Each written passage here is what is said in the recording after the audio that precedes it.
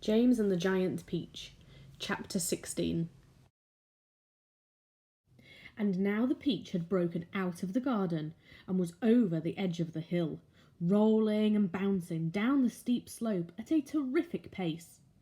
Faster and faster and faster it went, and the crowds of people who were climbing up the hill suddenly caught sight of this terrible monster plunging down upon them, and they screamed and scattered to right and left as it went hurtling by. At the bottom of the hill, it charged across the road, knocking over a telegraph pole and flattening 2 parked cars as it went by. Then it rushed madly across about 20 fields, breaking down all the fences and hedges in its path.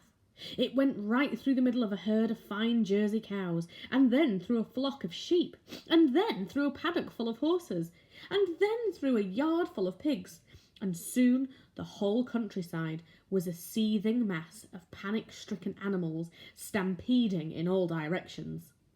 The peach was still going at a tremendous speed, with no sign of slowing down, and about a mile farther on it came to a village. Down the main street of the village it rolled, with people leaping frantically out of its path, right and left, and at the end of the street it went crashing right through the wall of an enormous building, and out of the other side, leaving 2 gaping round holes in the brickwork. This building happened to be a famous factory where they made chocolate, and almost at once a great river of warm, melted chocolate came pouring out of the holes in the factory wall. A minute later, this brown sticky mess was flowing through every street in the village, oozing under the doors of houses and into people's shops and gardens. Children were wading in it up to their knees, and some were even trying to swim in it, and all of them were sucking it into their mouths in great greedy gulps and shrieking with joy. But the peach rushed on across the countryside, on and on and on, leaving a trail of destruction in its wake. Cowsheds, stables, pigsties, barns, bungalows, hayricks, anything that got in its way went toppling over like a ninepin. An old man sitting quietly beside a stream had his fishing rod whisked out of his hands as it went dashing by, and a woman called Daisy Entwistle was standing so close to it as it passed that she had the skin taken off the tip of her long nose. Would it ever stop? Why should it? A round object will always keep on rolling as long as it's on a downhill slope, and in this case the land sloped downhill all the way until it reached the ocean. The same ocean that James had begged his aunts to be allowed to visit the day before. Well, perhaps he was going to visit it now.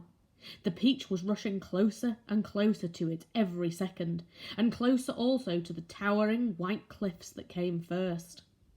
These cliffs are the most famous in the whole of England, and they are hundreds of feet high. Below them, the sea is deep and cold and hungry.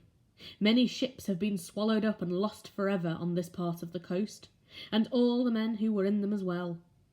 The peach was now only 100 yards away from the cliff, now 50, now 20, now 10, now 5, and when it reached the edge of the cliff it seemed to leap up into the sky and hang there suspended for a few seconds, still turning over and over in the air. Then it began to fall. Down, down, down, down, down. Smack! It hit the water with a colossal splash and sank like a stone. But a few seconds later, up it came again, and this time up it stayed, floating serenely upon the surface of the water. Chapter 17. At this moment, the scene inside the peach itself was one of indescribable chaos. James Henry Trotter was lying bruised and battered on the floor of the room amongst a tangled mass of centipede and earthworm and spider and ladybird and glowworm and old green grasshopper. In the whole history of the world, no travellers had ever had a more terrible journey than these unfortunate creatures. It had started out well, with much laughing and shouting, and for the first few seconds, as the peach had begun to run slowly forward, nobody had minded being tumbled about a little bit. And when it went bump, and the centipede had shouted, That was Aunt Sponge, and then bump again, and that was Aunt Spiker. There had been a tremendous burst of cheering all round. But as soon as the peach rolled out of the garden and began to go down the steep hill, rushing and plunging and bounding madly downward, then the whole thing became a nightmare. James found himself being flung up against the ceiling, then back onto the floor, then sideways against the wall, then up to the ceiling again, and up and down and back and forth and round, and at the same time all the other creatures were flying through the air in every direction, and so were the chairs and the sofa, not to mention the 42 boots belonging to the centipede. Everything and all of them were being rattled around like peas inside an enormous rattle that was being rattled by a mad giant who refused to stop. To make it worse, something went wrong with the glowworm's lighting system, and the room was in pitchy darkness. There were screams and yells and cries of pain, and everything kept going round, and once James made a frantic grab at some thick bars sticking out from the wall, only to find that they were a couple of the centipede's legs. "Let go, you idiot!" shouted the centipede, kicking himself free, and James was promptly flung across the room into the old green grasshopper's lap. Twice he got tangled up in Miss Spider's legs, a horrid business, and towards the end the poor earthworm was cracking himself like a whip every time he flew through the air from one side of the room to the other, coiled himself around James's body in a panic, and refused to unwind. Oh, it was a frantic and terrible trip. But it was all over now, and the room was suddenly very still and quiet. Everybody was beginning slowly and painfully to disentangle himself from everyone else. "Let's have some light," said the centipede. "Yes," they cried, "light, give us some light." "I'm trying," answered the poor glowworm. "I'm doing my best. Please be patient." They all waited in silence. Then a faint greenish light began to glimmer out of the glowworm's tail, and this gradually became stronger and stronger until it was anyway enough to see.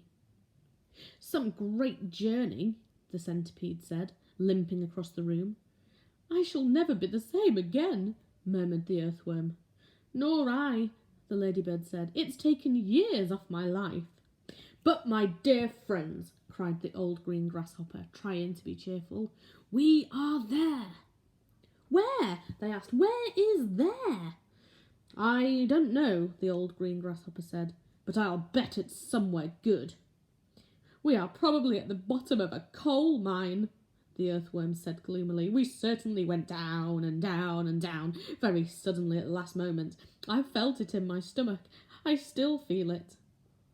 "Perhaps we are in the middle of a beautiful country full of songs and music," the old green grasshopper said.